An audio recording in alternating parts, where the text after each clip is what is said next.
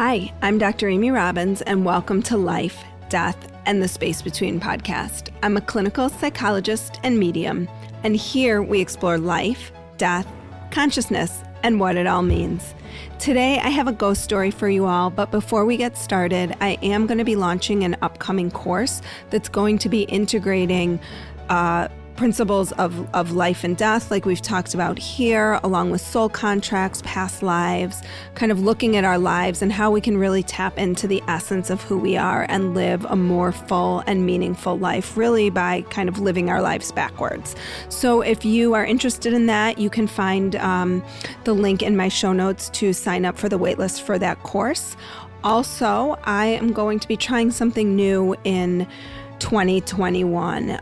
If you are a woman who has a small business that is in the genre of sort of spirituality, wellness, self-care, anything along those lines, I am going to take this opportunity on my platform to promote some small business, some small women-owned businesses. I've kind of given up on podcast advertising for right now. It just is a lot of work doesn't really make a whole lot of sense. So I figured that I could use this platform as a way to really help promote and showcase some women that are doing amazing things in this world. So if you are that, please reach out to me. My email is dramyrobbins@gmail.com. Also, if you have a ghost story to share with me, today is a ghost story episode. I'm very excited to share it with you all. And if you have a ghost story, you can also email me at the same email address, dramyrobbins@gmail. You can find that on my website, dramyrobbins.com. So we are going to get started with today's little ghost story. This is a ghost story from Julie. Julie is a recent listener to the podcast, and here is her story. My maternal grandmother passed away in 2013. She was my best friend and someone I admired greatly. Towards the end of her life, I would run errands for my grandparents, pay their bills, and organize their house. I would even bring my boxer lab mix dog to the house. He was old and would lay in the kitchen licking the crumbs while I paid bills. In February of 2014, my grandmother came to me in a dream. She called me at my friend's house and we talked about how we were both doing.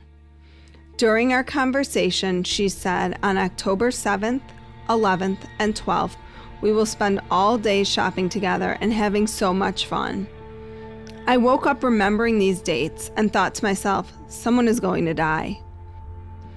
I immediately called my dad to tell him I thought my last living grandparent, my paternal grandmother, was going to die during that time frame. We went on with our lives, but kept those dates in the back of our minds. That July, I found out we were pregnant after 7 years of trying to conceive. October 7th, 11th, and 12th passed with no deaths. My paternal grandmother passed the next month. I let go of those dreams and those dates and focused on the beautiful baby boy that was to be born in February.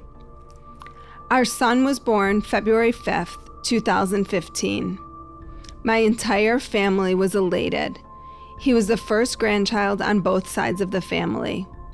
On day 2 of his life, we found out he was born with 3 congenital heart defects. My dad, who happens to be a cardiologist, told me our son would most likely need open heart surgery in the coming months. We spent that spring, summer, and fall taking our son to weight checks and doctor's appointments. We finally scheduled his surgery for October 5th, 2015. The morning we left for our surgery, our 15-year-old dog didn't eat her breakfast. My husband and I immediately looked at each other and knew this was bad.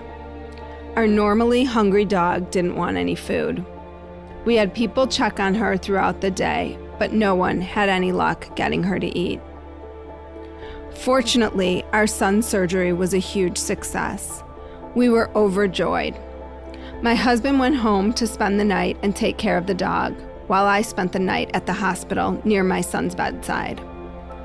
The next day, my brother took our sweet dog Ellie to the vet while my husband and I stayed with our son.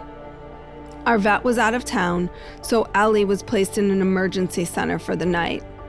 We were told she had a splenic tumor and might not make it the next 12 hours.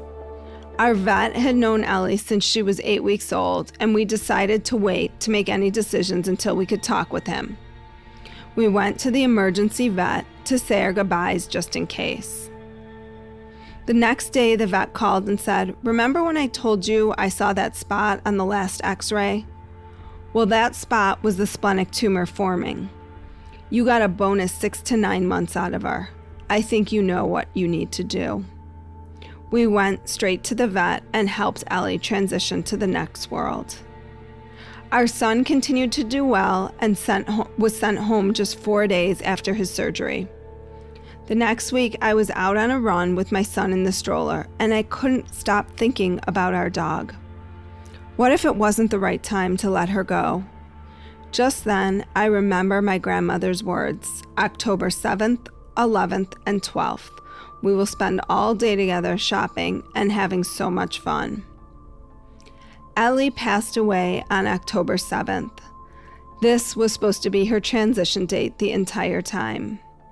She was our first baby, here to see us through our fertility struggles.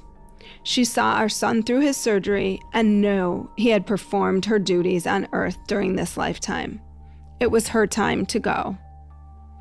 Months later, I was looking back at a book of family pictures with our son, who was 18 months old. He pointed at my grandmother's picture excitedly and then pointed directly ahead of him as if to say, "I know her, there she is." At that moment, I knew my maternal grandmother was standing with us. Fast forward again to when my son was 4. We were getting out of the car when he said, "Mama, you know Ellie has been at our house." I stopped and asked, "Where do you see her?" "In the backyard," he replied. "What does she do?" I asked. "She plays," he replied, and then went about his business. It was a beautiful reminder that my sweet Ellie and my grandmother are with us all the time.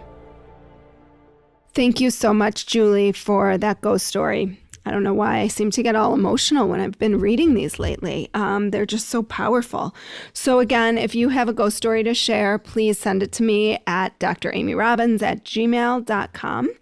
And I will be sharing more ghost stories next month. I have another Q&A this month. So if you have any Q&As you want to ask me, send me an email.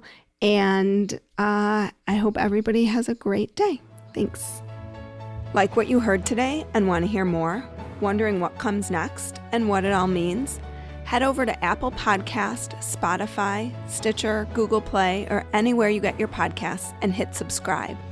Also, if you could take a minute to rate and review my podcast, I would really appreciate it. Stay tuned as we continue to explore life, death, and the space between.